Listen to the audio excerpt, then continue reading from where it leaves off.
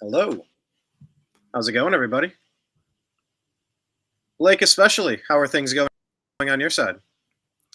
Oh, just peachy. Wonderful day. How are Gee, you, Brian? wonderful. Doing fantastic. Happy to be here. Happy to unpack the news. I mean, what is the name of today's episode? It's like every story is overlapping now in just the strangest way. Today's episode of the Agree to Disagree show is called Assange, Carlson, Navalny, Trump, Snowden, Putin, Biden, WTF. It's like everything's just overlapping onto each other. The same global chaos. So I don't know. I always appreciate this time of the week where we get to kind of unpack what's going on and try to figure out if we're following a story properly or if we could find better takes on the news. I mean, one of the big stories of the past decade has been the revealing of just how biased and corrupt, manipulative, lying, warmongering, suicidal, genocidal, like all sorts of homicidal. The media's complicity in misreporting reality has been one of the biggest dark clouds hanging over humanity. And the only good thing coming out of all of this is that we're getting to see it now. So this is all in the news. We're going to talk about all of those people I just said. We're going to ask, is it okay to criticize the death of Alexei Navalny, but not Julian Assange? We're going to ask, is it obvious that Donald Trump is controlled by Vladimir Putin? Do you agree or disagree with that? Also, I mean, isn't Donald Trump set up to be the next Navalny, like the opposition party leader taken out? They've tried everything else that hasn't worked, but we'll get to that. We're going to ask you if you agree or disagree. That should be a crime to refuse and or question the jabs. Should medicine be practiced on you regardless of your input? I can't believe we're in this place in time. Isn't it fun? Well, what a great time to be alive. This is the craziest stuff. If I read this in a book, I'd go, oh, come on. People are not living in a society that they're forcing these things into people. Yet here we are. Okay, we're also going to ask people who have criticized Israel, should they be banned from their jobs? We're going to ask, is it okay to dox minors for hate crimes as long as they're a certain color? It's weird what's reported and what's not reported. And then the double standards. We'll talk about that. We're going to talk about the 2024 election coming up. Will it be taken away? Will censorship rule the day? Will the voting be legal or illegal? My God.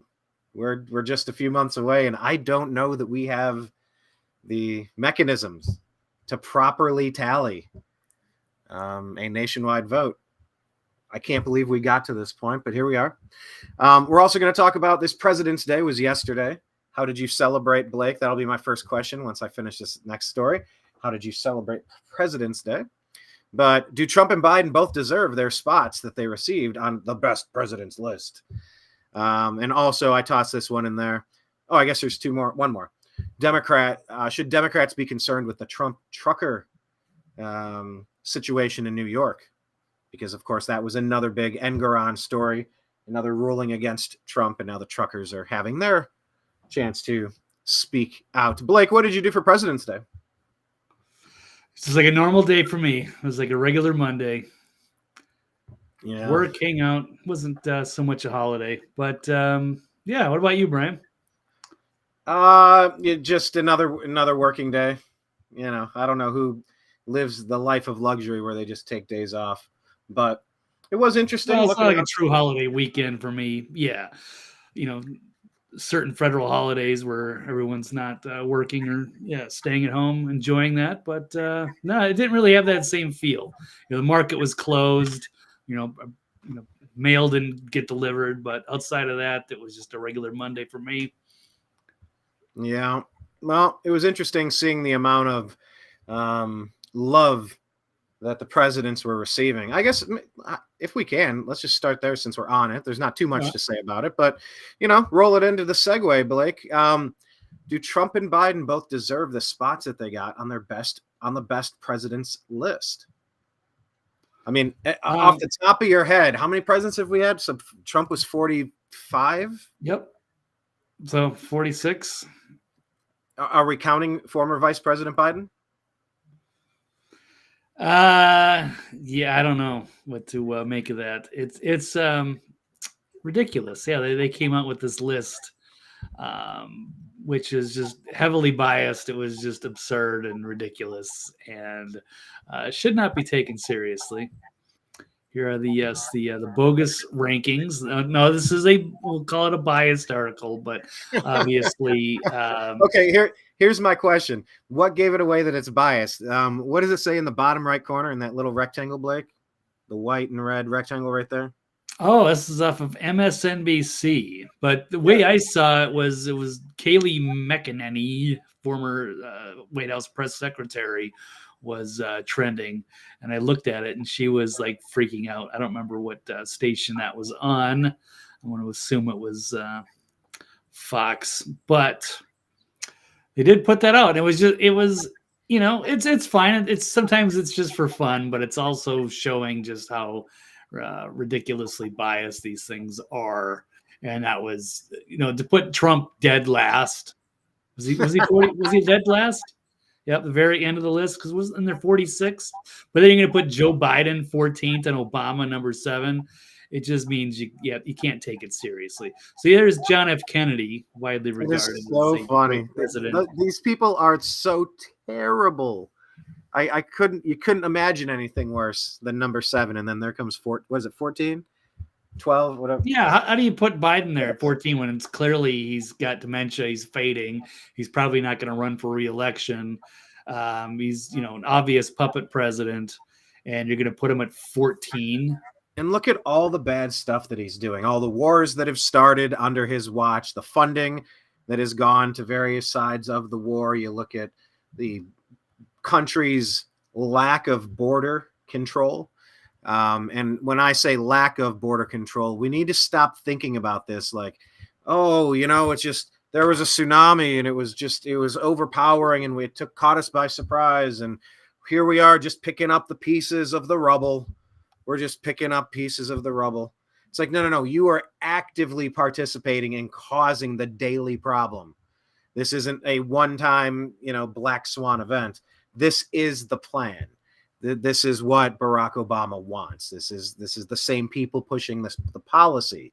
The Susan Rice, the people behind the scenes are exactly the same.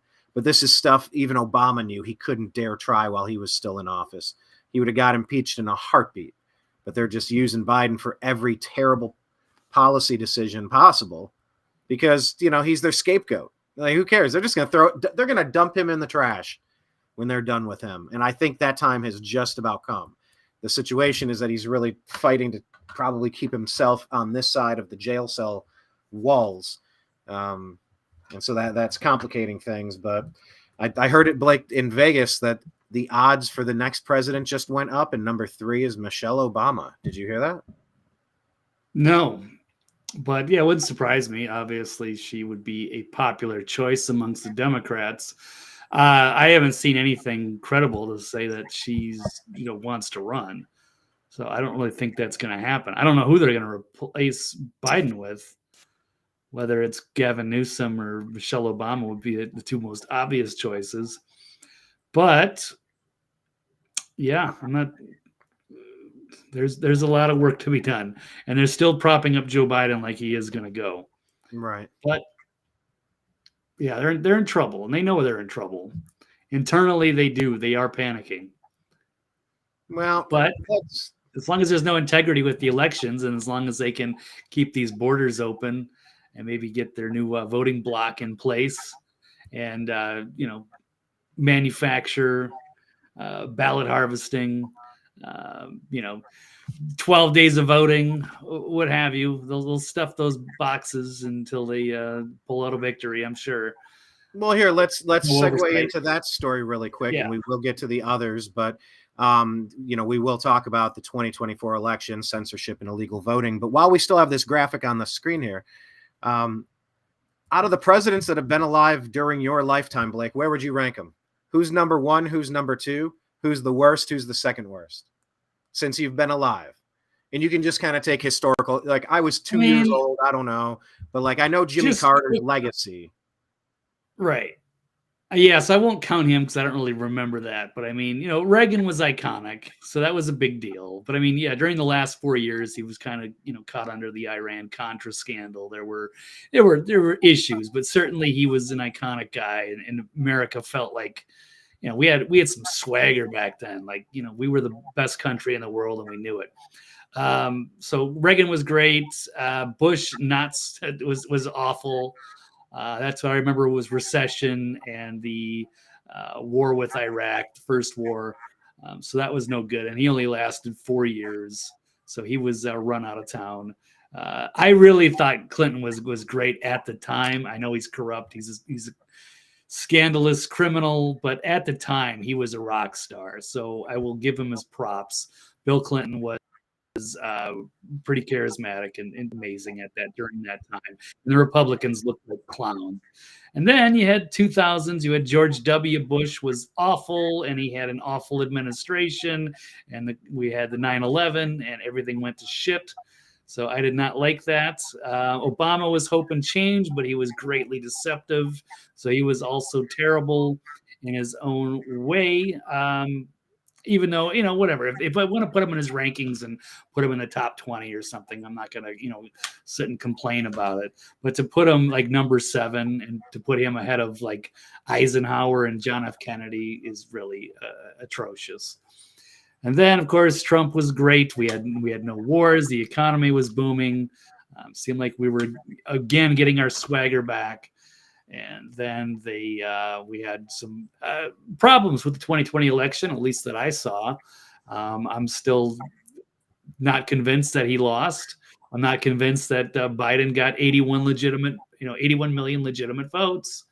So I'm still questioning that. And Joe Biden is absolutely awful. Should be the worst president we've ever had. It would be fair to put him in the 40s. But to put him up there at what was it again, 14? Yeah, 7 and 14, I think you said. I mean, how does anybody want to take that seriously? 14. That's so insane, and it's so bad. For these are supposed to like academics and scholars that came up with this list. I don't exactly know. Project Expert Survey. Democrat donors came up with this list. Democrat acolytes. Yeah, it's not intellectually honest, and it's embarrassing. And I'm sure they're going to redo this list at some point if we have a future. I don't know. If someday future scholars will reevaluate this stuff and hopefully laugh at it. But yeah, so that's the way I've seen it, Brian. But what about you, Brian, in your list? Well, I mean, you have a different perspective because I'm a lifelong liberal who hates the current Democratic Party and current leftists. You have always been a lifelong conservative, as far as I know. So you might have a different perspective on the presidents of our lifetime. Well, yeah. I mean, I don't know how everybody finds their way to libertarianism, but I would probably say that when I was a little kid, I used to watch the news, and I thought that was what was happening. It kind of mainly looked like red tie versus blue tie, and that was what I thought the system was. And in a way, it is exactly that: two wings of the same dirty bird. There's a lot of people I know that have grown disenfranchised with the system, and they don't think that there's much of a difference between the two parties at all. And I think in some regards that's accurate. Like John McCain versus Mitt Romney versus Barack Obama versus Hillary Clinton versus John Kerry versus George W. Bush versus, kind of go through that list of people. And it's just kind of like they're the same carbon copy of each other. You could probably toss Nikki Haley into that list, the Cheneys, the Pelosi's, just the people that play that game, the Schumers. Now, of course, it spreads out from just the president's office, but I was probably conservative or probably, more aligned with Republicans my whole life. And then I started seeing the absurdity of it, and that most of the situations were exactly the same. And that's probably when I started leaning toward libertarians, the Ron Pauls and just the people outside of the system, whether it was Jesse Ventura from up in your great home state of Minnesota or Ross Perot. I just always kind of like the outsider. But yeah, I mean, how much do we trust the voting process? I've got friends that are so disenfranchised. At this point, they don't see a difference. And what I'm saying is, I do think that there is a difference for maybe the first time in my life. I think I'm allowed to say such a thing without saying, you worship at the altar of any political candidate. I'm just saying the person who is currently being attacked by both of the two same wings of the same dirty bird, the Nikki Haley wing, the Joe Biden, Michelle Obama, Barack Obama, Gavin Newsom, Gretchen Whitmer, Kathy Hochul. That is the future of the Democrat Party. I see such a difference between what President Trump brings to the table and the things that he had right. And kind of like you were saying, I think you were alluding to, is that, America sort of had its swagger back up until COVID was unleashed on us. And that really, at the end of the day, that's supposed to be the job of the president. You're supposed to be the spokesperson, the hype man. And that's why Reagan was so good. He was kind of an eternal optimist, and he cracked jokes. Now Reagan was like he did not work blue. He was not like Richard Pryor. He was more like Jim Gaffigan. But Donald Trump kind of works blue. He's a little more Cat Williams. But they're both comedians, and they're both there to like launch the value of their brand. I know it's not in the show stack, but maybe you had a story about the Trump sneakers. They keep trying to bankrupt Trump. That was the big news over the weekend. The Judge Argeron ruled again hundreds of millions of dollars with no victim and no crime, and it's surely going to be reversed on appeal. And then he goes to SneakerCon, and I don't know how much he makes there. He's got the merger of Truth Social making a couple $1 billion. I see Donald Trump as something different. So if I were ranking my presidents, I'd have Trump at number one, and then it's such a far distant second place to Reagan. But yeah, as far as the worst, that's tough, because Jimmy Carter was traditionally known as the worst president, but until you saw Obama, you never thought anything could get worse. And then you saw Joe Biden, which is Obama's third term, which is far worse than Obama's first two. So I got to rank Joe Biden dead last. In my lifetime, he's got to be up there with Woodrow Wilson, bringing in the Federal Reserve. Who do you have in the top couple and the worst presidents of all time, Blake?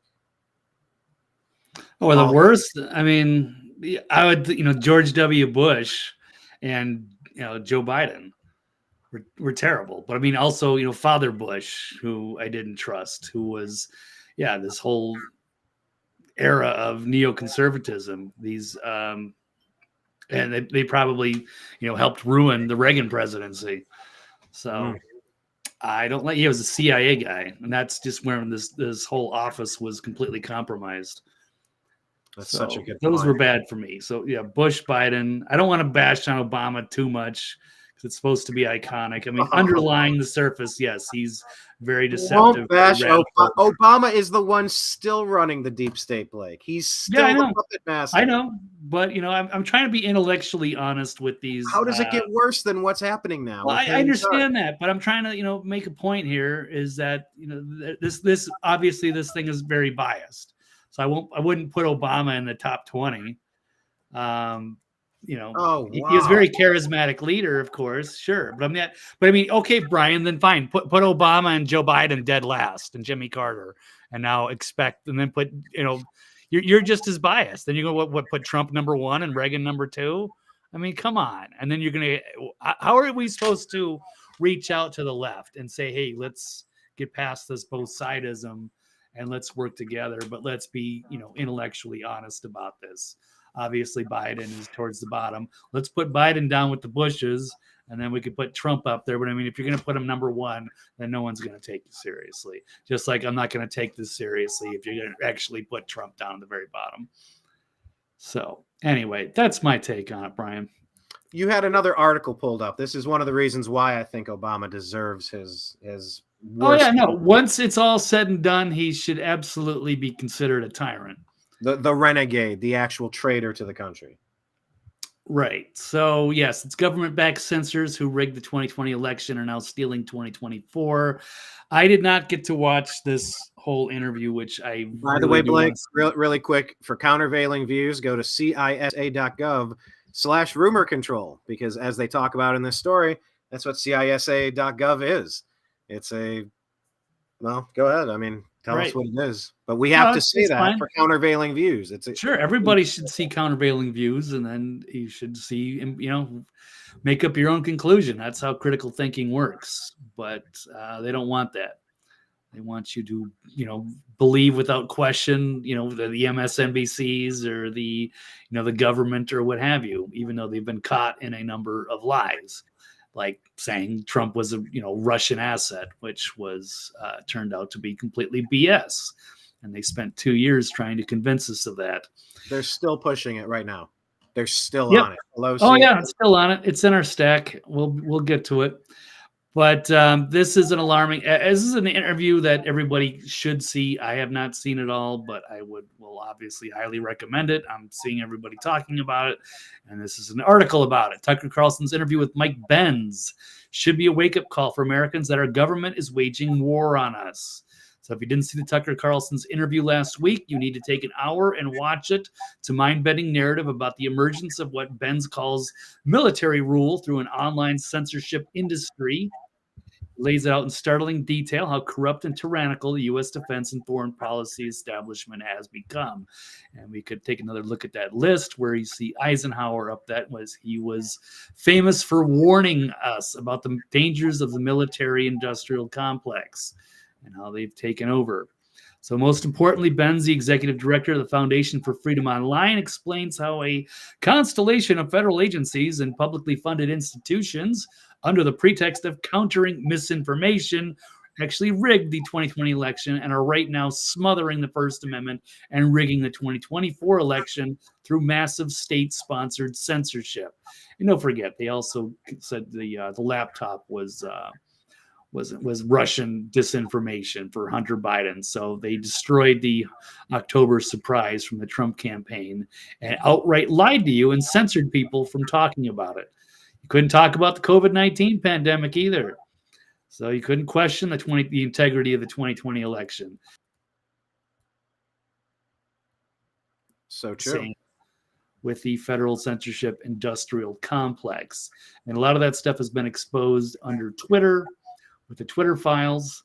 And I guess, thankfully, even though we have criticized Elon or maybe have some skepticism, I certainly do, but that's a huge move for him to have taken over X Twitter, even though I think I'm still being shadow banned. I can nitpick, I can complain, but there's still a, somewhat free speech platform that we can still, communicate these things with, because, who knows, we might get this YouTube taken down later for some of the subject that we're covering, including, for criticizing COVID or the procedures or for the election. I'd say a healthy skepticism is important in most things, including Elon Musk. And like you're saying, it's impossible to understate just how important the purchase of Twitter was. It really broke through. There were some things happening on Rumble, some things on Truth Social, but at the time, that was the one pushback, the one breakthrough, because we were living in a couple of years of complete censorship, where I would have never thought we could live through such a time until we did. The fact that so many people were silenced in a country where we're supposed to have that freedom, that as a core tenet of what it means to be human. That's one of the things that are supposed to set this country apart, is we're supposed to protect that right. Like, you can't do business here if you're not going to operate in that kind of manner. And the fact that people were allowed to get away with that as long as they did, the fact that various governmental agencies seized control of that. Maybe they always have, with Project Mockingbird going all the way back, the news media with newspapers and television shows. Of course, they've been doing this for a long time. We know this, but it's never been easier to participate in the news dissemination process in real time, Blake. I think that's the part of this that can't be understated as well, is the fact that we're all unpacking these stories in real time, so the lies can't grow very far, very fast like they used to.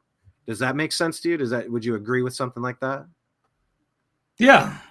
It's amazing that they've turned the tables on us after all these years. It was YouTube was for you and I, and now it's controlled by the corporations. They made up this thing about Russian disinformation and with Trumping, colluding. That turned out to be BS, but they used that as an excuse to infiltrate all these organizations and to protect us against Russian disinformation. But it was all bogus from the start. So now they are just absolutely manipulating our reality, and we're not allowed to have this, open discussion. They will do everything it takes and pull every dirty trick to censor their opposition. And I'd say that is mainly why the New American Media was founded. Obvious intellectual honesty had reached levels up until that point felt unprecedented, and we have blown past where we used to be. But in our conversation, it is a back and forth. It is an ongoing evolution of understanding and difference of opinion. Is it a nice day? Is it sunny outside? Well, is it sunny outside? That's kind of discernible. You can look at it as a factual matter, yes or no. But is it a good day? Well, to you, does it feel good? Is it too hot? Is it too windy? Is it not windy enough? Too muggy? That's all subjective. And I think there's a place, and there always has been in the media, for opinions as well as the facts. But watching someone grab the wheel of the country and steer it off of the cliff intentionally by lying about things in real time that we can call them out on, I think that's our responsibility. That's what we're supposed to give back to humanity. I think we're all supposed to participate in the process so that, so that we can just live a decent life. Like, we just kind of want to all be left alone, it seems like. But it feels like the tyrants will never stop tyranting. And they're just running around causing problems for everybody everywhere. So this article, or this interview rather, with Mike Benz, what were some of the other main takeaways here? Well, Brian, I think we should probably switch gears. Like I said, I haven't watched the whole thing. I'm just encouraging everybody to go watch it, because that's going to lay out everything that's happening. So I think this would be a good time to transition directly to Julian Assange right now, who is one of these journalists who's in danger of being, actually, the irony of being extradited to the United States, where he could face trial and be locked up for the rest of his life for what? Doing his job, doing journalism, exposing uncomfortable untruths to the corrupt deep state. And so this is kind of the headline story, I think, that we probably should ready to transition to here.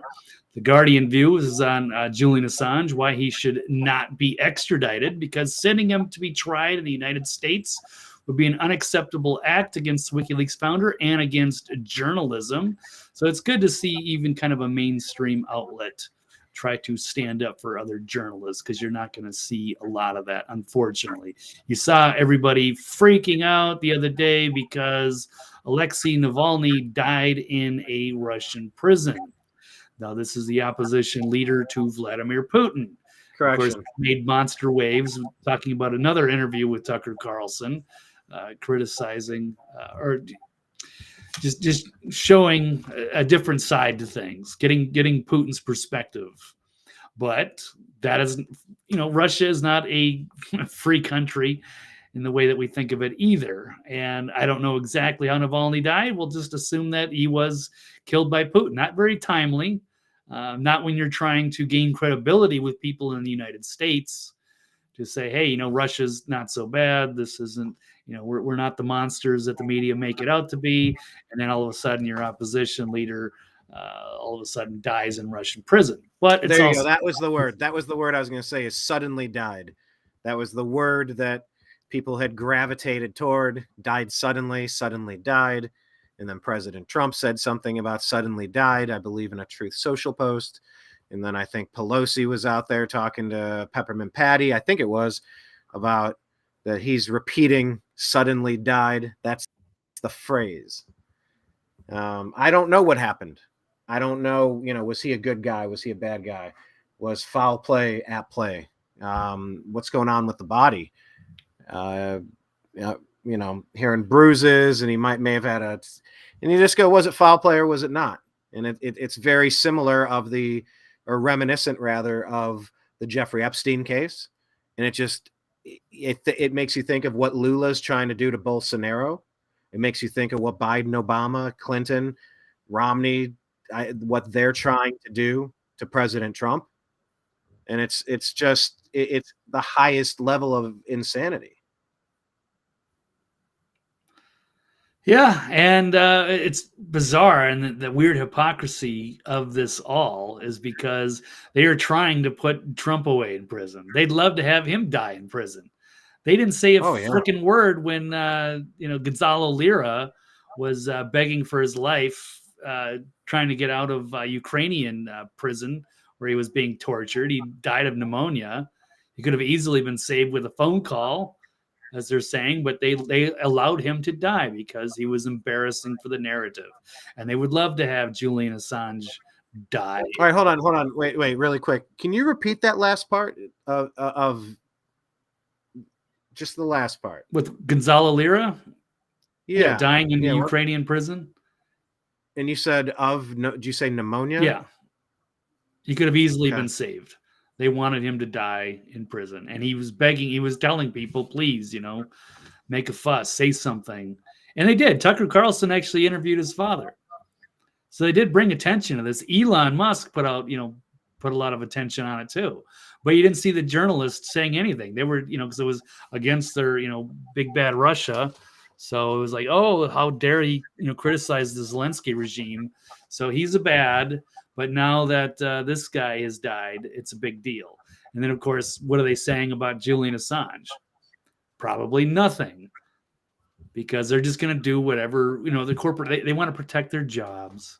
That's all they care about is going with whatever narrative that allows them to stay in their position. So it's pretty sad. And they'll go after Trump, lawfare.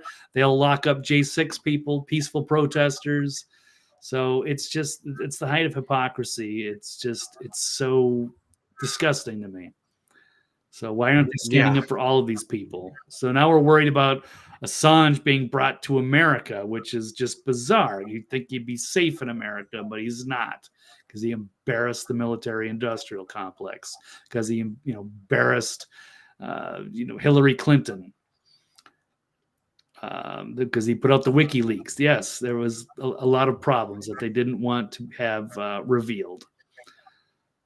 So even, Edward Snowden's been speaking out about this, as he should. And of course, where has Edward Snowden been since he kind of warned us, hey guys, it's so much worse than you realize. All the stuff in your fancy futuristic dystopian movies, it's so much worse. And we're like, oh, you. Yep. So he's ironically in Russia as well. What an interesting place in the world to go. Yeah, well, it's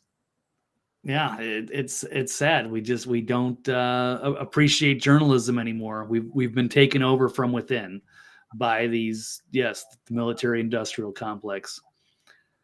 So it's bad. So is Edward Snowden putting out this tweet to every leader and journalist making and writing speeches? You can't save Navalny, but you can still save Assange. If you're silent here, and when and where you can actually influence the outcome, you were never standing up for principles.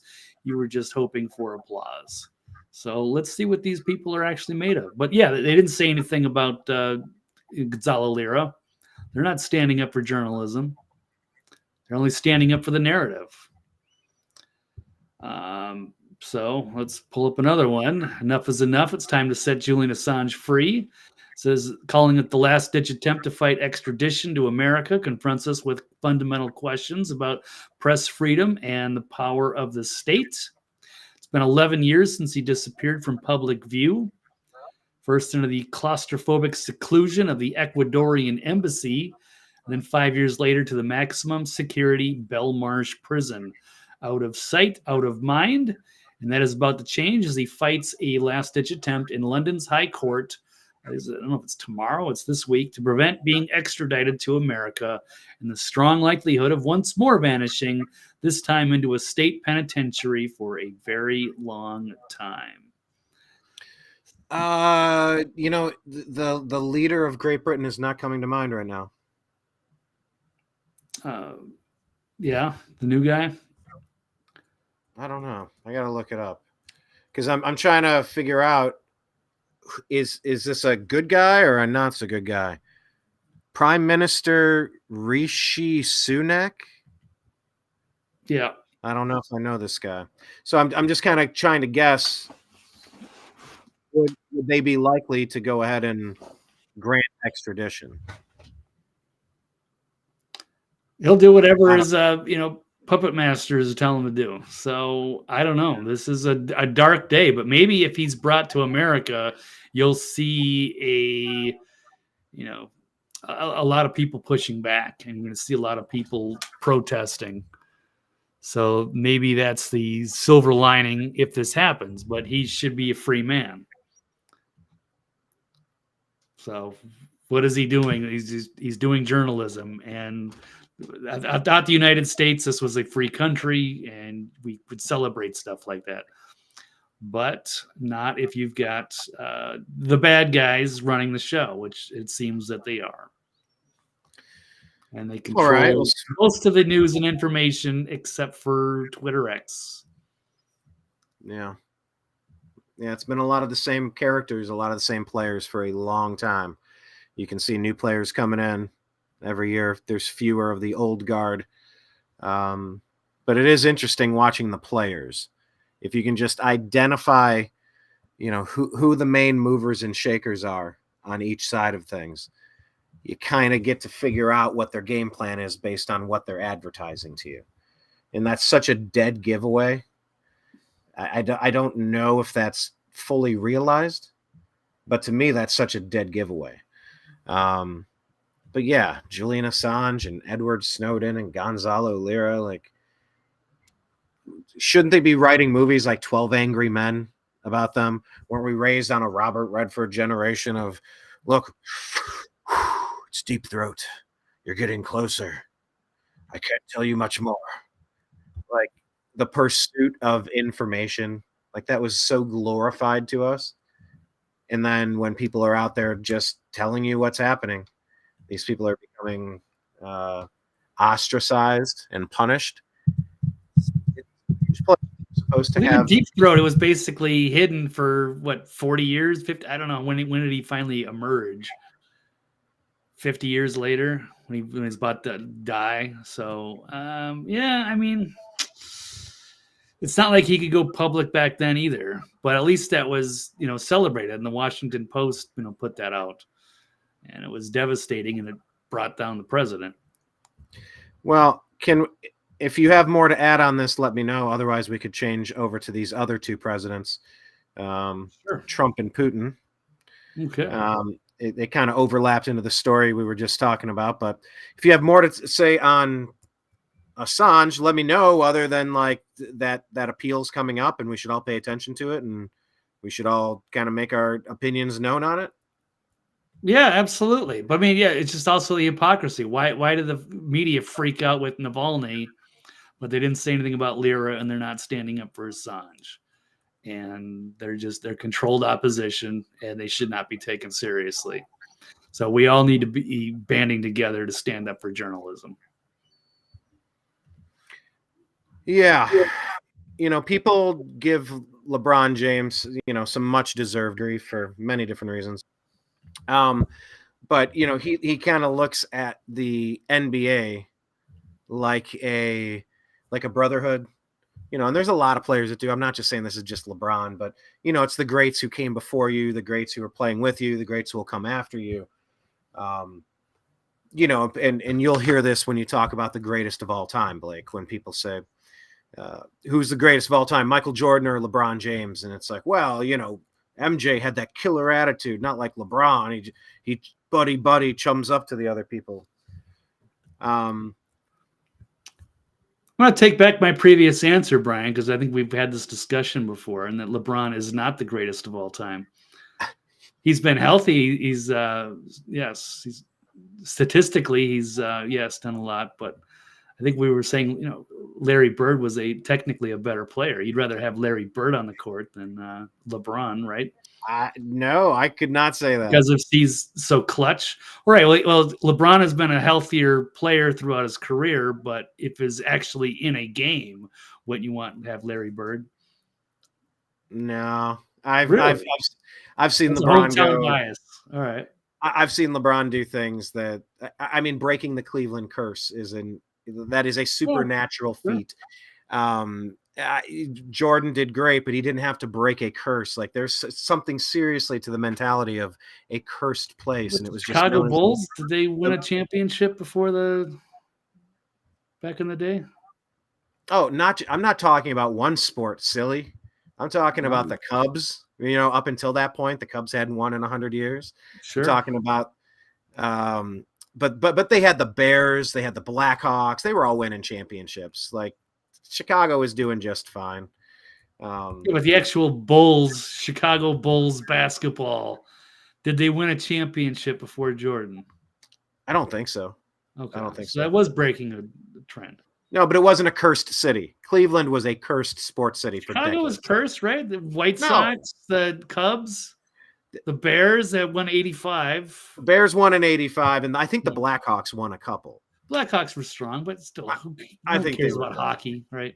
But here's my point about LeBron. What I was getting at is that he views it as a brotherhood, and as journalists, we really should kind of view this as a brotherhood.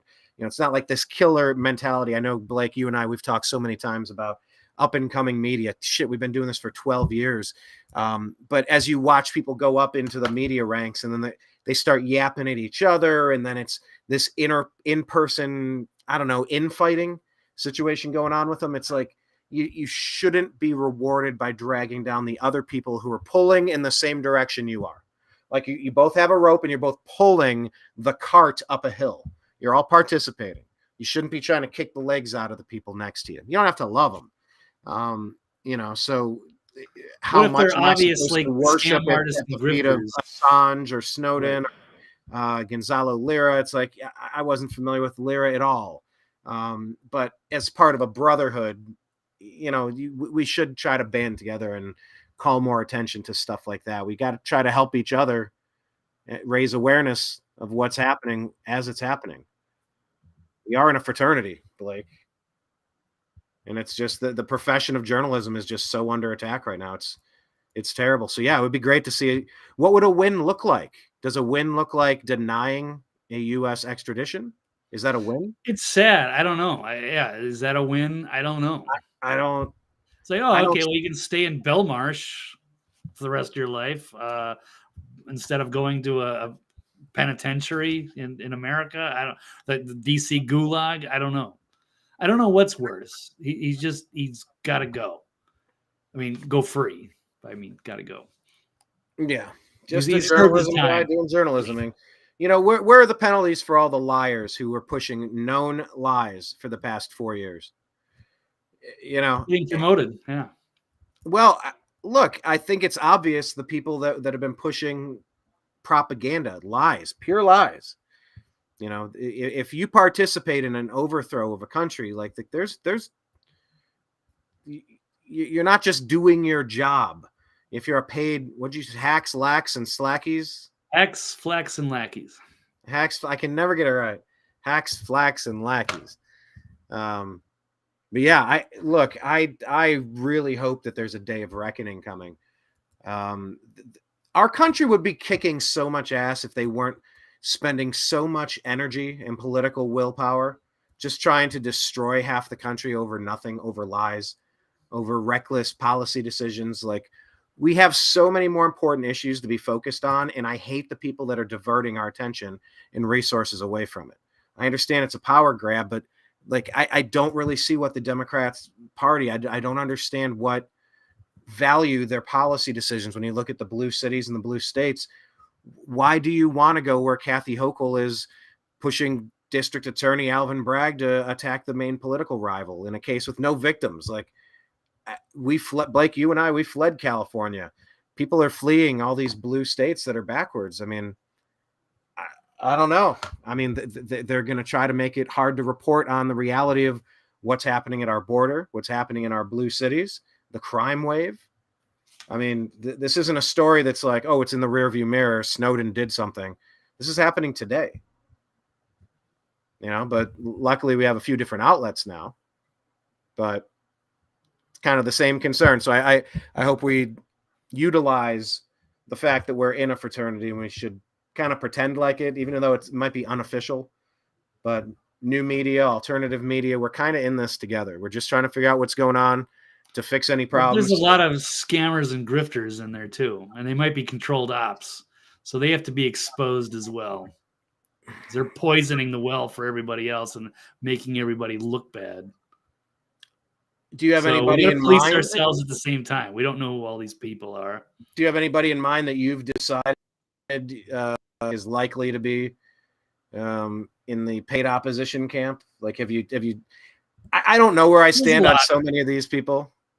Yeah, there's a few. I don't want to name drop, but I know that they just came out with a documentary exposing some, because some people like these guys, and I'm very skeptical of a lot of them. A lot of them that have emerged in the last few years that have big audiences, that made a lot of bold promises about white hats and things taking over and saving the day, and they have enriched themselves greatly by pushing a lot of nonsense.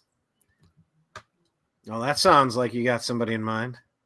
Oh, there's a lot. Well, I mean, Brian, you know that there's a big documentary that just came out where it was exposing a lot of people that are in this truth movement. What's it called? I'll see if I can find it. I know it's got it somewhere. By the way, if you're not following Blake, he's at TV's Blake Walley on X, and he's also at thenextlevelnews.com. Make sure you find the Agree to Disagree show and the New American Media in all of the places. Subscribe. All of that jazz. Blake's looking at something here. I don't know. There's one called, it's on Good Lion Films or something. I did see that. Oh, you've already seen it, so you forgot already. All right. Well, I saw 10 minutes of it. I don't know. It's all the same stuff we've been talking about for 20 years. I mean, there's a lot of shady characters that are revolutionary. Right. Well, there's some shady characters that have risen to prominence that are making everybody else look bad by association, and they deserve to be exposed. Gotcha. All right. Well, share it on X and tag me on it when you. I haven't watched it yet, so what I will see. I mean, there's names I'm already familiar with. I mean, someday, Brian, we want to do a broadcast. We can go bash all these people. I don't care, but maybe not for this particular show. Trying to make headlines. Blake did not take the bait over there. Okay, Blake, agree or disagree? Unless you have anything else on Assange, that it's obvious Trump is controlled by Putin. Well, that's what some people would like to believe. No, I would disagree, of course. Let's pull up a story. How about this one from Paul Joseph Watson, Modernity. Watching Pelosi goes on an unhinged rant about Trump being blackmailed by Putin, saying she doesn't know what Putin has on him, but it's probably financial. So these people are still in their bubbles, still pushing this narrative. It looks ridiculous to the rest of us, but they seem to be obviously oblivious. And they're going to continue to push this. And of course, on conspiracy networks like MSNBC, here's another video here, clip from Glenn Greenwald. You're so right, Blake. You're so right to call them a conspiracy network. NBC, MSNBC, they are deep state run comedy. Yeah, absolutely. This must be, state-run media. This is insane. So these are the people that spread the most insane and unhinged conspiracy theories. They unleashed Bob Mueller in the report for 18 months, and he barely dignified this accusation of Putin blackmail over Trump.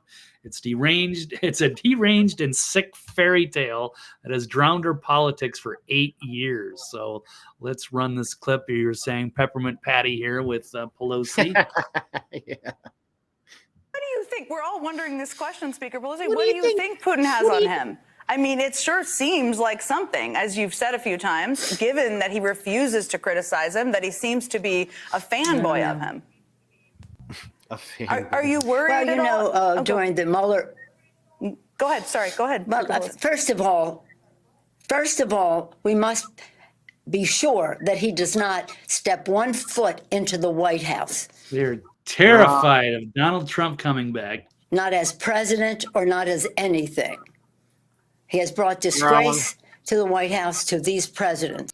This bitch has enriched herself off taxpayer money for 30 years, and she's obviously got to go. She is the epitome of what is wrong with DC. And it's criminal and disgusting. And they made up lies about Trump being associated with Putin. So it's obviously her that needs to go. And Trump was the champion to start going after and drain the swamp for creatures like this. And they're still spreading conspiracy theories. Talked about George Washington. It's also President's Week for Abraham Lincoln. When Abraham Lincoln died, it was embroidered in his coat that night at that theater, "One country, one destiny." And he gave his life to unify our country. And now we have someone who had the honor of serving. Yeah, he was there to reunite the country, and instead people made up lies that he was, Russian collusion, and that all came from the Hillary campaign. It's these people who were dividing us, and they're trying to still continue to blame Trump. In the White House, didn't consider it an honor, didn't consider his oath of office to protect and defend the Constitution. And on this week, speaking out the way he did about Navalny shows you that he is a person without value. She floats the name Navalny, but I guarantee this lady has never said a damn thing about Gonzalo Lira or Julian Assange. Well, he's probably mentioned Assange, but not in a good way. He looks like he's going to be a person without dollars either, but the values. And never probably heard of Navalny until a couple days ago. Are what concern us. Yes, the dollars. So I don't know what he has on him, but I think it's probably financial. I think it's probably financial. Either something financial he has on him, or something. Listen, either. Rewind it by about Navalny didn't consider his oath of office to protect and defend the Constitution. Oh, so like what they're doing now with the border with Biden? Yeah. And on this week, speaking out the way he did about Navalny shows you that he is a person without values. He looks like he's going to be a person without dollars either. Look at all the people that this woman who knows that there wasn't an insurrection locking up innocent J6 protesters, and she'll sit there with a straight face and talk about Navalny, who she never heard of till 2 days ago. It's just evil. These people have got to go. This is why Trump needs to get back. Right. Sorry. No, it's all right. But the values are what concern us. Yes, the dollars. So I don't know what he has on him, but I think it's probably financial. I think it's probably right there. financial. That's the part I wanted you to show more time. She gets really loud right there because that was the main point she was selling you. These people are salesmen, and they have their talking points. You really need to drive this point home. They battle test it. They cut it down. They have it word for word exactly. She elevated the tone of her voice, the volume of her voice, to get that last point across. Can we hear it one last time, Blake? Because this is clearly the lie that they're going to push, and you're going to hear this phrase a million times. He did about Navalny shows you that he is a person without values. He looks like he's going to be a person without dollars mocking either, but the values are what concern us. Yes, the dollars. So I don't know what he has on him, but I think it's probably financial. I think it's probably financial. Either something financial he has on him or something on. I mean, she just really thinks everybody's that stupid that we're. It's probably financial. There it is. Yeah. It's probably financial. Yeah, we're still doing the same stupid story from all those years ago, Blake. It's pretty incredible. Yeah, they're still sticking with it. They don't know what to do. And if then Hey, media, what can they do? it should be Peppermint Patty's job as a journalist to push back and say, Nancy, we had the Mueller report and none of it turned out to be true. There is no Russian collusion.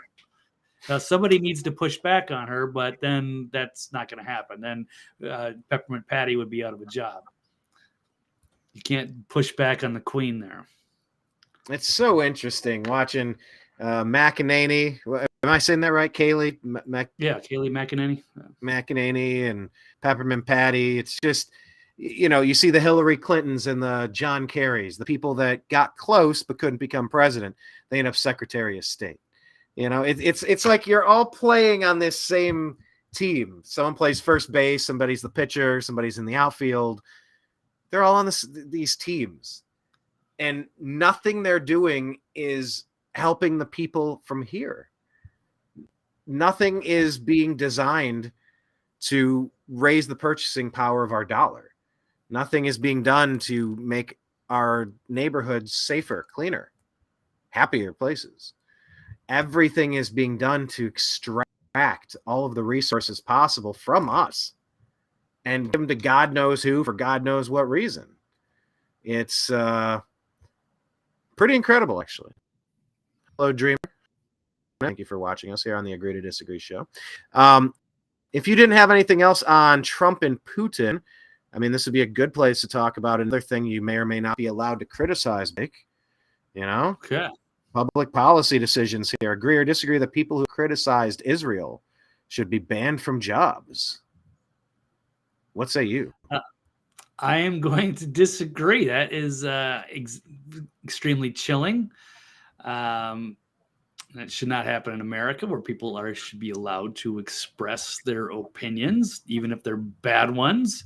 And certainly people can be, critical of certain countries and policies that they have or what have you, whatever's going on in the news, and they should be allowed to express themselves, right or wrong, without fearing of these kinds of retaliation. So we have this one. It's Douglas Murray announcing new doxing database to keep critics of Israel from getting a job. Now, this is in Britain. This is a director of the British Free Speech Union. That's Orwellian. He's part of the Free Speech Union, except if you exercise your free speech and it's something that the administration doesn't like, you could not be getting a job. You'll be blacklisted. So he announced a new initiative on Monday aimed at doxing critics of Israel for hate speech and keeping them from getting jobs. So he's now going to lead an initiative to have harsher penalties for those accused of hate speech and ban bigots from employment opportunities based on social media posts. So, and Brian, I know you've talked about this. Maybe you applied for jobs and wondered why you didn't get them. And I don't know, maybe if I've had the same thing. It was something I've worried about greatly in 2016. Like, would I be able to get another job again when things I was hoping maybe my media would get noticed and maybe I'd get some assistance from other people in the industry that would want to hire me or help me get hired somewhere. But when that fell through, I was worried, like, would I even be able to get a job anywhere? Or would people go through my social media posts and go, no, this guy's too controversial, so we can't hire this guy. And then you never have any reason why. You don't understand. And you think, oh, I'd be perfect for this job. But then little do you know, this potential hiring person's going to, Nancy at the, what do you call it? Human resources is going to go through your files and find controversial things and say, nope, we can't hire this person. Sorry. So it's terrifying. It's chilling, and it doesn't belong in this country. Now, this is Britain, but I mean, this happens here whether we want to believe it or not. So there's plenty of people that have lost opportunities. And that's in one scenario, Blake. That's in one scenario. Yep. That's in the scenario where Yeah. a person is screened before getting in the door. There are other scenarios where a person is unceremoniously extricated from the location after the fact while currently employed for no apparent reason. There's all sorts of ways that this rears its ugly head. If you've ever lost a gig while working for somebody who you have a hunch would be completely ideologically misaligned with you and with common sense. It is a wonder how many times has that happened. There's a question for the audience, and hello from Florida, from sunny Florida. Is it sunny? Thanks for joining us today. Subscribe to the Agree to Disagree show and the New American Media. And Blake, he's at TV's Blake Walley. Yeah, HR's of Karens, of course. But yeah, that's kind of the question to figure out, is how often is this happening?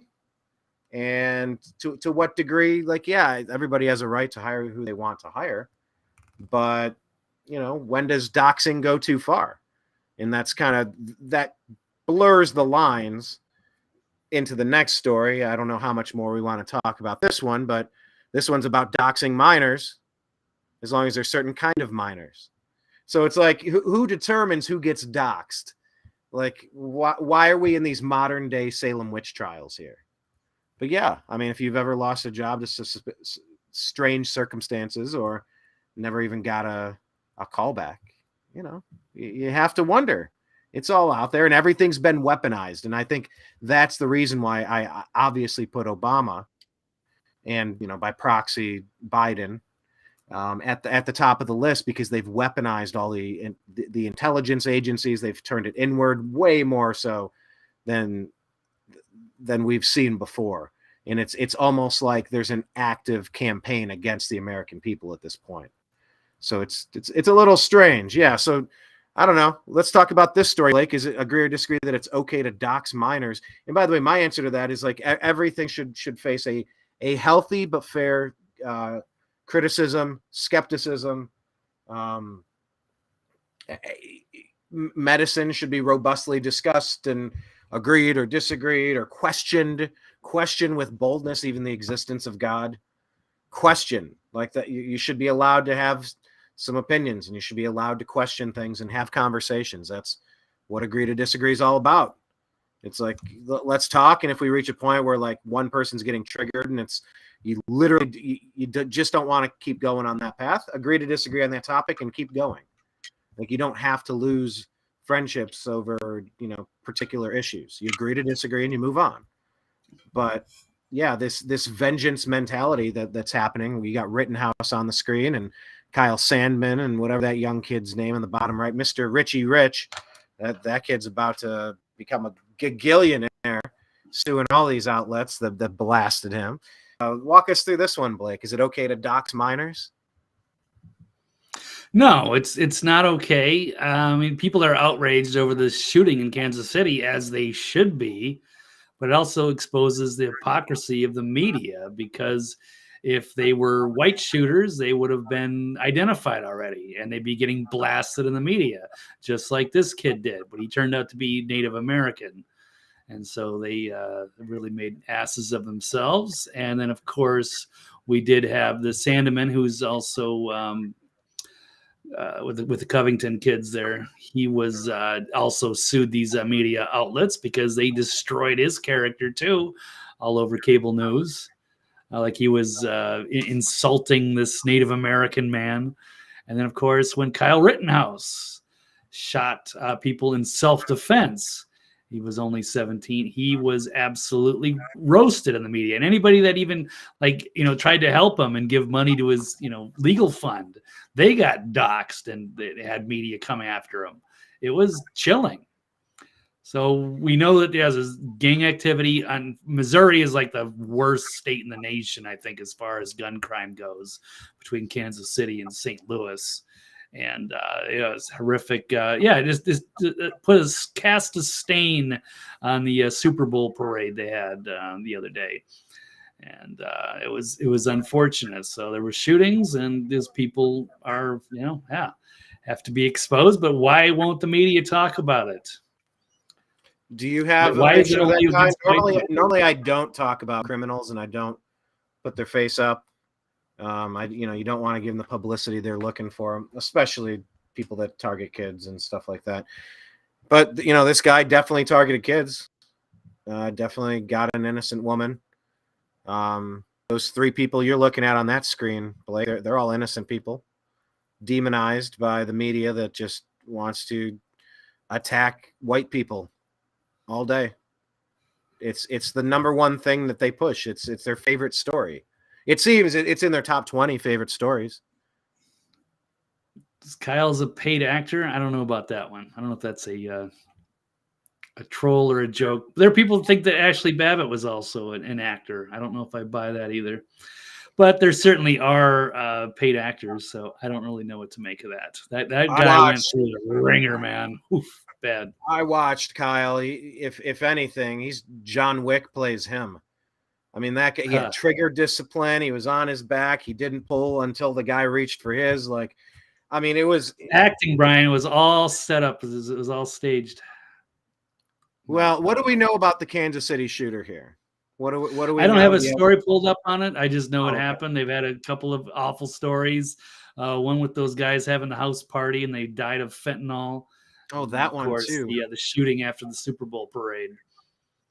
So, but yeah, they've had some problems doing that, and it's just weird, the hypocrisy. I did see a quick clip. I think I had some Fox News off in the background, and it was showing like a clip with Bill Maher and Van Jones and Ann Coulter. Like, I don't know, like it was years ago, but no, it was a recent one. And she was talking about how we knew that the shooter must be black because they haven't exposed him. And Van Jones was sitting there. But I was like, yeah, this is true. I don't want to agree with Ann Coulter a whole lot, but they're all crazy. I can't, who do you agree with if you're sitting in a room with Bill Maher, Ann Coulter, and Van Jones? Maybe Bill Maher on most of it, but still, yeah, some interesting characters getting together. But it does show the problem with this and the media rushing to it and how they've twisted the narrative. And so, yes, they are doxing these young kids.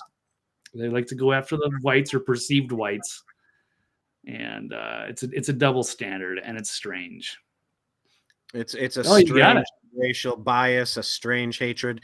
Yeah, I'll buy a second if Blake, if you can pull up a mugshot of the KC shooter. I got it. All right. Well done, Brian. This is, and it's interesting, like Blake said, Ann Coulter, she's an interesting one, and you keep arm's length on a lot of these pundits for good reason, because look, anybody that talks as much as you're going to say some things that come out a little wonky or a little more provocative, or, they kind of imply something you didn't mean. You have a chance to,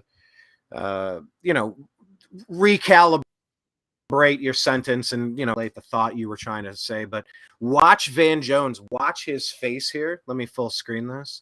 I want you to watch. He's just, you'll see exactly what I'm seeing. Here we go. This is the one Blake just referenced here. Bill Maher, Van Jones, and Ann Coulter. I mean, we don't know who did this shooting, by the way. The Super Bowl shooting. We have some idea. What? If it were a white man shooting, we'd know. True. Oh, no. But then look at Van Jones. It's a smile, and it's like, oh, obvious part out loud. We'd know. Well, we don't know. But they haven't. That's how we know it's not a white man. I can tell you that much. But you think they're repressing that reporting? They wouldn't tell us about the transgender woman that shot up the Christian school for what, like a year? Blake. That's I don't know why Bill Maher is acting so surprised. Like, wow, really? You think this might happen? Like, duh. Even, Van Jones knew it. He's smiling. It's obvious. It's how the narratives have twisted in the last several years with the media. Ann Coulter, I mean, she's a lot of things, but occasionally she does something that's like, this is her checkmate move. Van Jones has no retort for any of this. And it's like, it's so interesting watching him squirm here, because for a year they didn't tell you about the trans shooter in Tennessee. San Bernardino out here. Remember? Once again, look at Van Jones. He's like breaking the third wall and looking at the camera, then going back. He's got nothing. San Bernardino shooter, they kept that so quiet. It didn't fit their San Bernardino out here. Remember the crazy terrorist Muslims? That's when I first noticed, they're not telling us who it is. It's not a white male. The longer they go without telling you, it's not a white male. Okay, well, for this one, for right now, as of Friday night, February 16th. We know. We don't officially know. Okay, you know, you have special powers. But, I mean, we don't know. I guess that's supposed to be a joke, Blake, is where he says that Ann Coulter has special powers. Ha ha ha. Or something. I don't know. There's sometimes with, Marr, he can be absolutely brilliant and call things out. And then there's sometimes where he just looks pathetic like that. And it's like, come on, dude.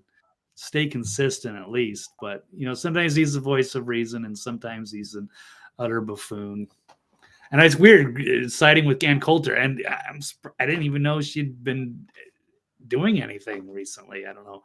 I don't want to say they're irrelevant, but it was kind of like looking into a time capsule of like 5-6 years ago. Van Jones and Ann Coulter.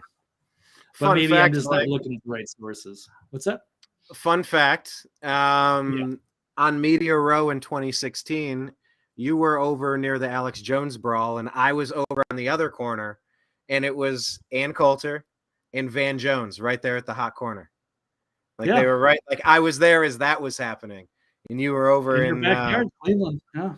Jimmy Dore's face. That's how funny that was. Yeah, good times. Good times. Laugh track, exactly. Check out the Jimmy Kimmel laugh track. It's simple. It feels like the George Carlin AI stand-up special, which, by the way, I'm about 8 minutes into now. Yeah. I keep trying to finish it. I'm too distracted. Anyway, right. All right. Let's see, Blake, anything else to add on that? Otherwise, I just have one final story, I think. I got this one. Agree or disagree that it should be a crime to refuse and or question the jabs? Blake, agree or disagree? By the way, you go to cdc.gov/vaccine because we are prisoners of what we may or may not say, because we may or may not be dangerous, and you need countervailing views because they think you are. Anyway, you get it.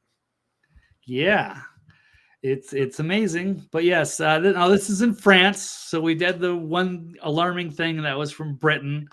Try to get you out of a job, prevent you from getting employment if you dare criticize Israel. And now in France, it's even more terrifying because now it's a crime to refuse the mRNA jabs in France.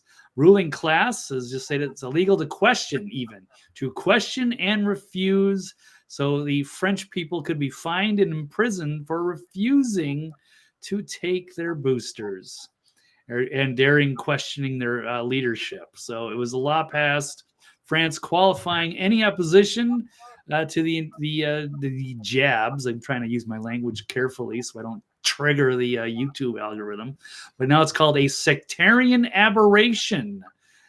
So it carries a penalty for up to 3 years imprisonment and 45,000 euros.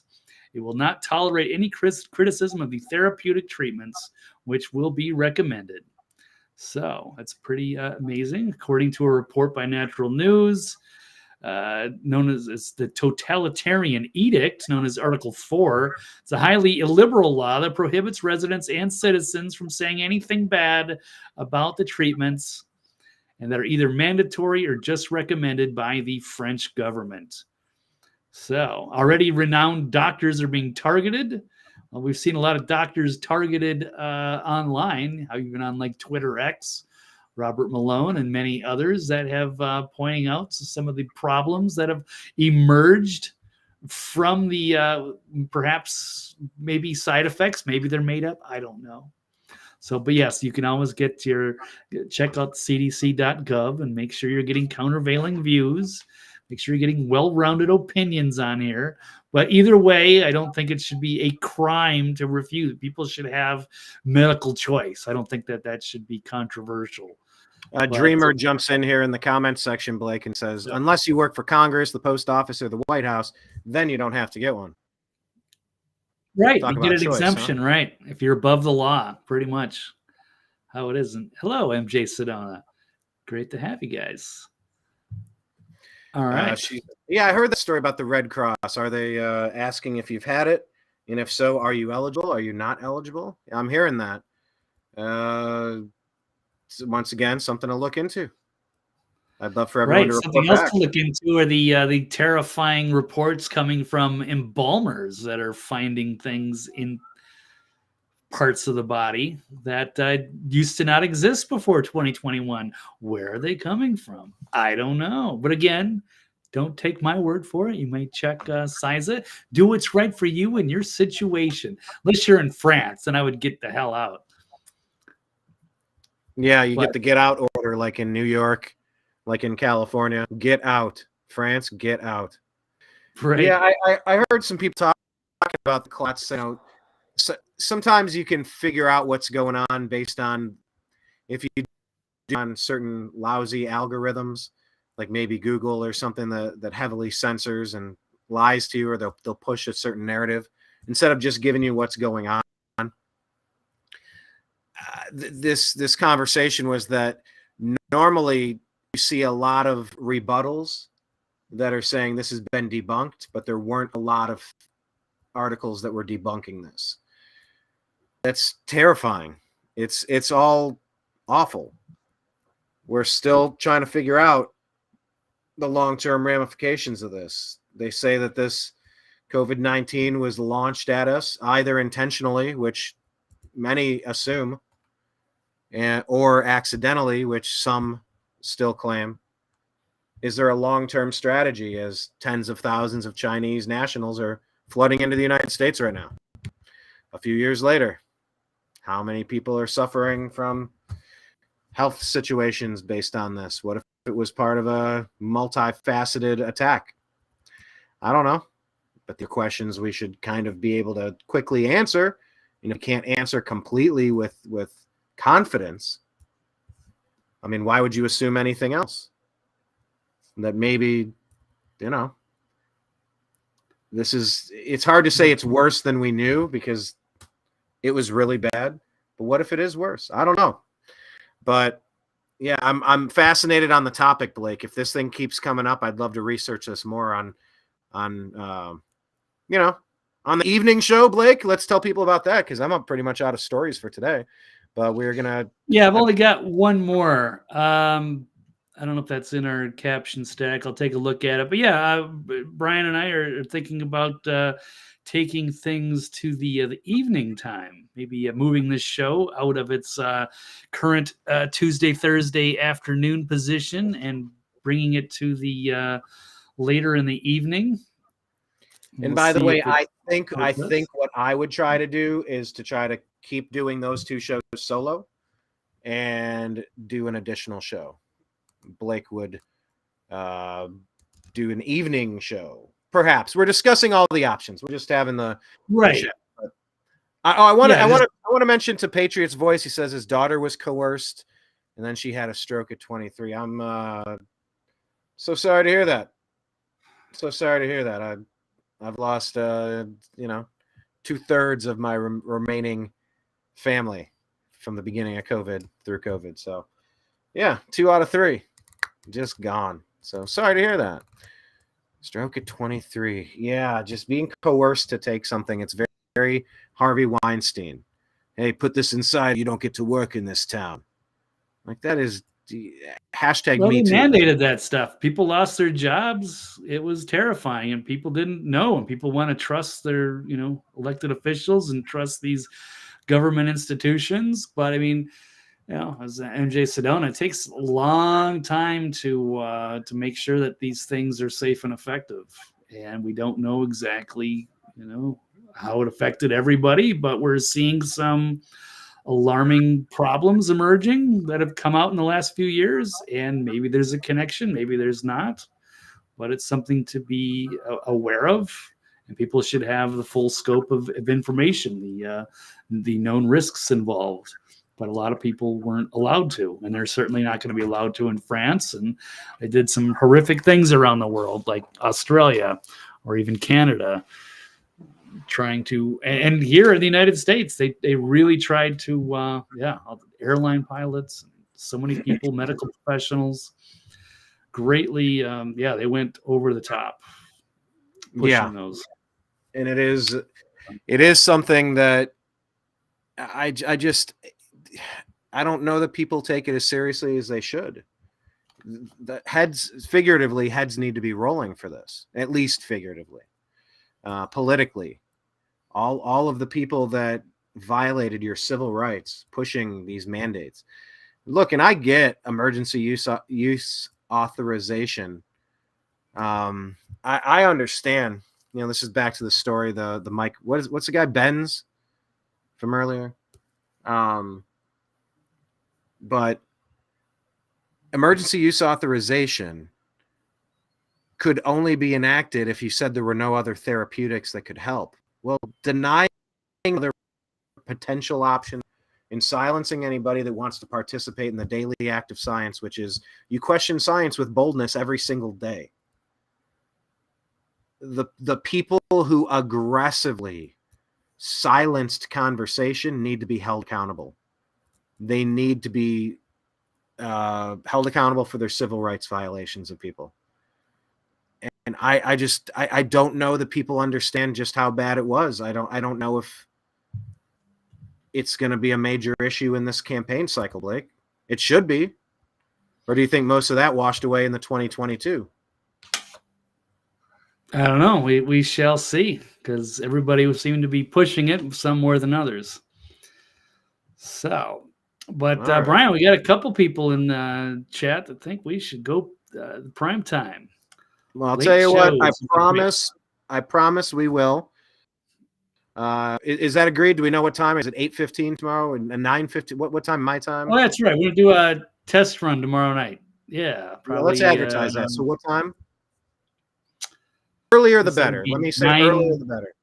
Earlier the better. Well, earlier the better because I still have to do post-production. I do have to upload, download. Like, it takes time, and I don't want to be up till 4 a.m. doing this. But I want to get it out once it's done. I'll say roughly 9 o'clock Eastern time. That's the earliest we can do. Then we'll do 9 o'clock tomorrow. Yeah, we're gonna try a primetime show. So what will it remain on Wednesdays at 9? Maybe not. I don't know. Yeah, we're just gonna throw some stuff around. I don't want to commit to a hard time where it's got to be exactly this time on this day. But we're just gonna try to mix up the formula a little bit. See what works. Blake, we're talking about these, everything that's happening, the repercussions, and you look at New York, another ruling against Trump because he took out a loan and paid it back, and the bank was not aggrieved. There's no victim, and they just charged him hundreds of millions. Now they're saying that truckers might stop.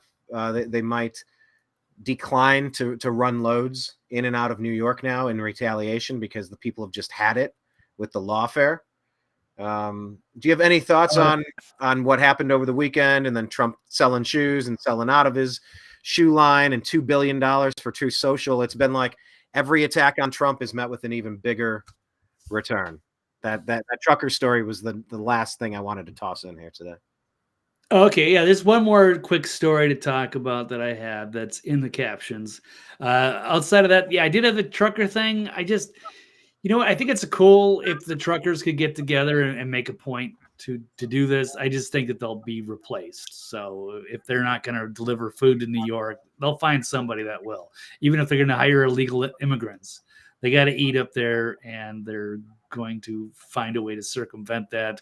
I love that the truckers are on Trump's side. They could be, put to work for a good cause. I don't know if just punishing New York is necessarily going to be the one that's going to do it. Well, if they can blockade it, but I think New York is a lost cause at this point, man. I don't know. I had another story about they were giving out like $10,000 in gift cards or what have you. I mean, it's staggering. They're just rewarding these people to come in here illegally. And I don't know. I don't know what the New Yorkers are thinking. They just got to go. It's dead. It's gone. Blue cities escape. They're fallen. And yeah. Hey, I'm scrolling. Yeah. Real quick, I'm scrolling through Twitter here, and I know I think I tagged you on this one with Starlink because I know we use it. But did you see where Laura Logan's down there, where there is no internet, but Starlink is being used to run the illegal invasion?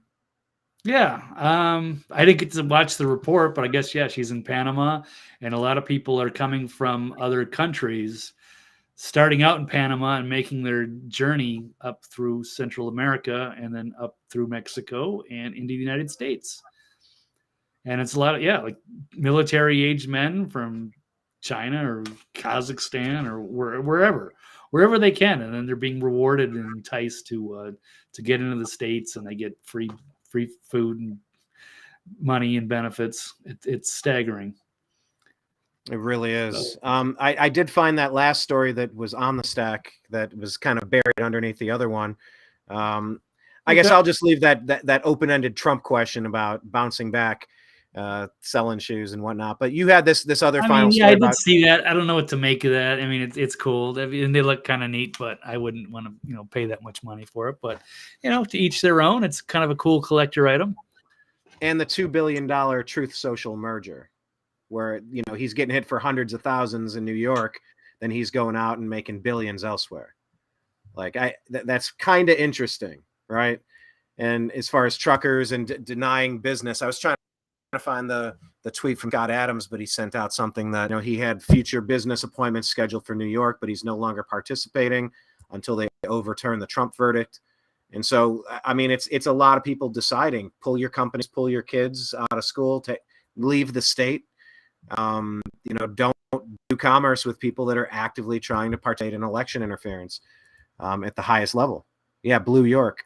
I mean, the videos we're seeing with the residents being so angry, I would not be surprised if we had an actual vote. I could see Trump winning all 50 states. Jocelyn says, border agent told me that many invaders were brainwashed to come here. They had no plans, but talked into it. Oh my God. Oh God. And now all these people owe the mob. They all owe the mob favors. And they don't even know what they're doing here. They're so worried about Trump getting elected that they're willing to just open it up to anybody that's going to come in here and vote blue, I guess. Blake, I was at Walmart, and none of these incidents would have particularly struck my attention on their own, but I think they all together just kind of felt weird. A whole portion of the parking lot is now blocked off with cargo containers, and they said, they're doing a renovation inside. And then inside they got certain things blocked off and they're renovating. But it's just a bunch of cargo ships like forming like this big rectangle blocking off a whole section of the parking lot. And then I went inside. I was trying to find an item. I couldn't find it. And I asked the worker, I said, excuse me, do you know where this thing is? And he said, no English. No English. And he pulled out a phone and he tried to do the speech to text communicator. I'm like, how did you get hired here at Walmart? You don't have the skill necessary. Is like you're working with, like, how do you even communicate? Jocelyn saying that people have no plans and no skills. Like, anyway, so I go shopping, and when I check out, the whole family next to me speaking another language, dressed in some sort of traditional, I guess the closest thing to describe it would be traditional African garb. 4 or 5 people right there, at least 1 or 2 people walking inside with aviator glasses on and a hoodie, looking all suspicious, going the wrong way where traffic is, where the carts leave after paying. The whole place feels like a transportation hub. It feels like a relocation center for illegal migrants, Blake. Have you encountered anything like this? Because this was it was like a stack of 4, 5, 6, 7 things just going, wow, this must be one of the hubs. I'm just guessing. I'm out of the big city now, so I have escaped from LA, and I am in a smaller area where I hopefully don't have to deal with those sorts of things where they're just being flooded in. Like they are in some of these sanctuary areas or bigger cities is where the immigrants are going. I want to get the illegal aliens that are being greenlit into the country. Jocelyn saying the cartel who's running the borders, they're beginning to threaten those who want to go back home. They feel their lives are at risk if they don't come into the country. This is so weird, Blake. The fact that non-government NGOs, the non-governmental, was it just organizations? These have turned into a branch of government at this point. The organized, orchestrated chaos and damage being caused by NGOs globally, and these think tanks, whether it's the WHO or the NWO, whether it's the World Economic Forum, it doesn't matter. There are people pushing pieces into position right now. And we really do seem to be rudderless at this point. Do you expect that states are going to do more of what Texas is doing on its own? Or do you think we're just kind of screwed until the election and it's just kind of like brace for it? Because it's going to keep raining. It's not going to stop. If there's a lot of problems with this election, then I could see some of the states breaking away from the Fed. But I mean, it could be just to prevent a civil war or anything like that, if there is an election. So there's a lot of things, a lot of ways this could unfold. But the deep state is in trouble. They know it, and they're trying to import all these people, and they're going to try to force their will on the American people. And we'll see if we can stand up and fight for this country and its founding principles. But we'll. Jocelyn, they're saying that she's seen a lot of Chinese around Sedona and Cottonwood. So, yeah, folks, just as we tell you all the time, just be prepared. Get yourself a little bit more ready than you were yesterday. Have a plan. Try to take out some important tasks each week, each day. Try to do something to become physically fit, spiritually fit, financially fit, whatever that looks like. It could get wonky. Things could get a little strange, a little frosty. So stay frosty, my friends. So, okay, Blake, that's all I got for today. Okay, well, we got last one.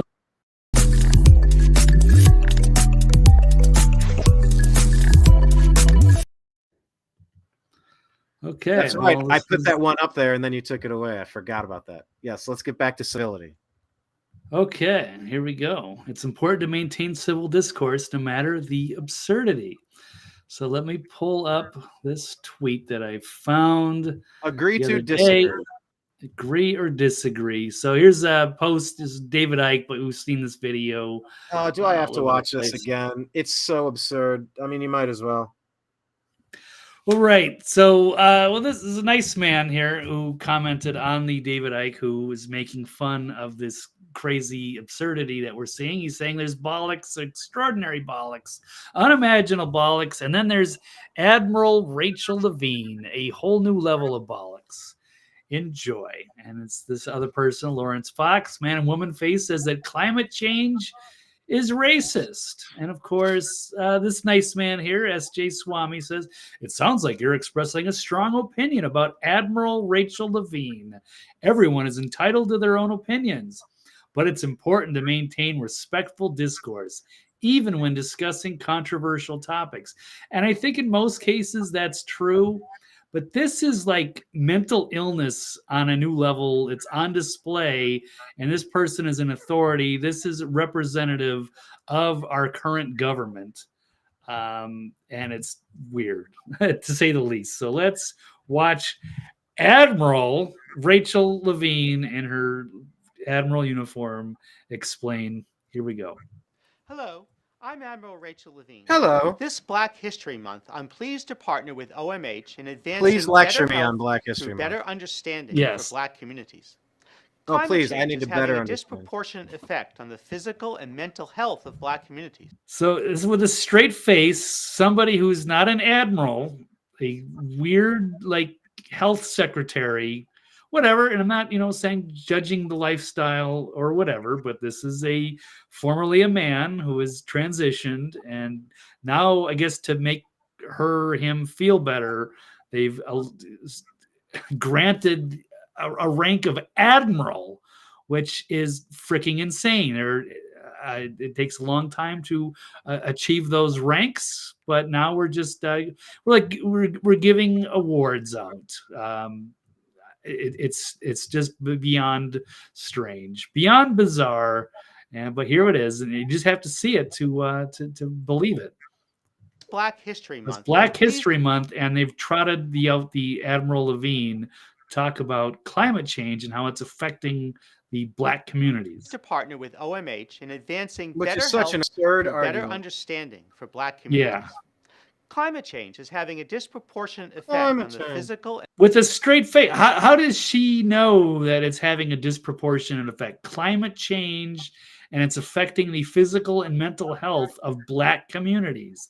I mean, I don't know, Brian, should we be respectful here, or should we be laughing out loud and pointing our fingers at this crazy mentally ill person masquerading as an admiral of our country?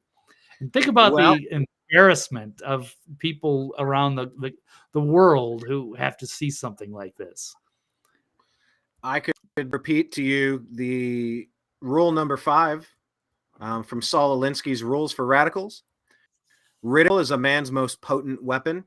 There is no defense. It's irrational. It's infuriating. It also works as a key pressure point to force the enemy into concessions. Pretty crude, rude, and mean, huh?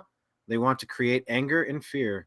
So ridicule is man's most potent weapon. Should we lay that down when they're using it on Rittenhouse, on Trump, on, who's that guy in New York that just tried to help that crazy help protect people from that crazy violent guy? They got him in a the case. subway, the military, the soldier who's getting his life destroyed for saving people on a subway. So I mean, you have to put some sort of punitive measures into place, and you have to be able to ridicule when things just don't make sense. Otherwise, it literally is just like out of 1984. They're trying to tell you 2 + 2 is 5, and that it's not true, and they know that it's not true, but they're not going to stop until you say that 2 + 2 is 5, and that's where we are. And that this stuff I heard from Jordan Peterson all these years ago. I'm like, I don't know, bro's just kind of overreacting up there. It felt like he was overreacting. I will not be compelled to say this or that. And I'll tell you what, I mean, man, was he the tip of the spear. That was coming to a city near you. And it seems trivial, Blake, but I think it's super important. We have to be able to call these things out. And when something's mockable, you mock it. It's man's most potent weapon. Yeah, you get in trouble. You're being insensitive to this mentally ill patient who is an admiral. You should be saluting. Salute your admiral, Brian.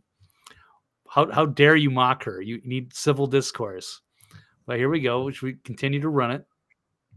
and mental health of Black communities. Who is she to talk Black about Americans mental are health more about anybody? Okay, but it says Black. Okay, here we than go. white Americans to live in areas and housing that increase their susceptibility to climate-related health issues. And Such as what? What is a 65% of climate-related Black issue? I have no idea, but you're not allowed to question that, Brian. Be civil. Americans report feeling anxious about climate change's impact. Pause. Climate change and health equity. You mean, hold on. So there's a significant portion of people who feel, what was the phrase that the person used here? Feeling anxious about climate change's impact. So there's people all over the Black communities who are feeling anxious about climate change and how it's affecting them physically and mentally. Well, you just wonder. Yeah. You just wonder how in the world that could happen when the media and the school system is constantly terrifying impressionable brains who are either absorbing your broadcast, they're casting their version of reality at you, and that's what they're doing in schools, whether it's in elementary, middle, high school, or post-secondary, going into college and beyond. Like, they're terrifying you because there's dollars at stake. Whether some of this is true or not, the way that they're using it as a weapon, of course they're creating mental illness in people, just an irrational fear of anything. Pick something anybody could be rationally afraid of. They're breaking the brains of these people. We have no idea what the climate's going to be based on projections and models. We can make hunches. We can take guesses and make our hypotheses. But I mean, science must be chilly. The science is never settled. And anyone that tells you you're not allowed to question science is probably somebody you should never trust. And I mean never. And if I'm ever out there telling you otherwise, then that'll be my dead giveaway, that I will tell you to never trust yourself to investigate situations. Just rely on me. Okay, let's hear the rest of this quote, and then we'll make our way out. Feeling anxious about climate change's impact. Anxious. Through our Office of Climate Change and Health Equity and the Office of Environmental Justice, we're working with providers. Office of Environmental Justice. I mean, what the fuck? It means More defund. bureaucracy? Defund. And community. Yeah. By the way, did you see what not Lula, Malay for the first time in I don't know how many, a long time. How about the Argentinian president? Yeah, he came up with a balanced budget in 3 weeks in. Nice. They said it couldn't be done. It's done. You chop, pardon the pun, you chop departments like this that are cranking this type of baloney out. Baloney. Okay. Oh, absolutely. To identify innovative approaches To that identify. empower communities to address the health consequences linked to climate change. I wonder if she's feeling health consequences. You think this happened because of climate change? I don't know. Visit hhs.gov for There you go. Visit more information, hhs.gov. and tune in next Thursday to hear from another HHS leader. Oh, I can't wait and to how tune in you next can week. contribute to advancing better health for Black communities. For more information, can't wait to tune visit in next week. hhs.gov/black. I don't get this. Is not the country I grew up in, Brian. I don't know what happened, but Did you hear the voice at the end? Can you go back and turn up the voice at the end? I feel like that might not be Levine's voice at the very end. No, it's not. It's like the little paid advertisement Let me hear at the end of the. Let's see. For more information, visit hhs.gov/black-history-month. Produced by the U.S. Department of Health and Human Services. Okay. All right. Wow, so serious. I was trying to discern if that might have been a blackter or if that was a white actor or an AI outro. Okay. Yeah. I'm just saying, yeah. those that make you believe absurdities can make you commit atrocities. Atrocities. Like yeah. We can't accept that. I don't know if there is civil discourse for something like that. Well, look, Michelle Obama. I mean, you want to be respectful, but I mean that's mental illness, and that person. I mean, they should have just tossed that. That'd have been like nice, but maybe we'll not play that. But hey, it gives us stuff to talk about. It's insane. So, but here we are. Welcome to the party, everybody. Jocelyn adds, it's not the environment, Mr. Levine. It's people like you in high positions that make me anxious about the future. People in power. The weirdos seek the power, you know? But yeah. Kenneth B says a disco ball should have been behind. Yeah, that sounds good too. Climate change. Yeah, not climate change, climate change. Thank you, Kenneth. Appreciate that. All right, well, that's all I've got to say for today, Blake. Tell people where to find you on the way out, and we're going to do a show this evening or tomorrow evening. Tell them about that. Right. TV's Blake Walley. And of course, the archive is always on thenextlevelnews.com. And yes, we'll be also be doing a show tonight, Toxically Masculine Tuesday with Mike Barra and Dr. Brooks Agnew. So we can tune in for that. That will be at 9 p.m. Eastern time. And then also tomorrow night, 9 p.m. Eastern time, Brian and I will try to do kind of same sort of format show in the evenings and see what happens. And then maybe we'll do another Thursday afternoon, but we might start transitioning, not that kind of transitioning, out of the afternoon and push the show towards the evening. We shall see. We shall see. But tell people where to follow you again, Blake. TV's Blake Walley on Twitter, X, and of course, thenextlevelnews.com for the archive. Excellent. All right, Thank cool. Well, then Thanks. We'll Great to have everybody. tomorrow. Yeah. Appreciate you, Blake. And for everybody else out there, I want you to follow the New American Media and the Agree to Disagree show. We're in all of the places. Rumble. Blake, you don't need to sit and listen to us do this for another moment or two. You've heard it before. Let's see if Blake can Brian's remember got like all 12 of them, right? We even ran a graphic. Oh, I might still have the graphic somewhere on Still have the. Oh, I saw A2D2. I don't know if that was like in a different folder for the new graphic, but I'll tell you some of them. It certainly is. Here we go. On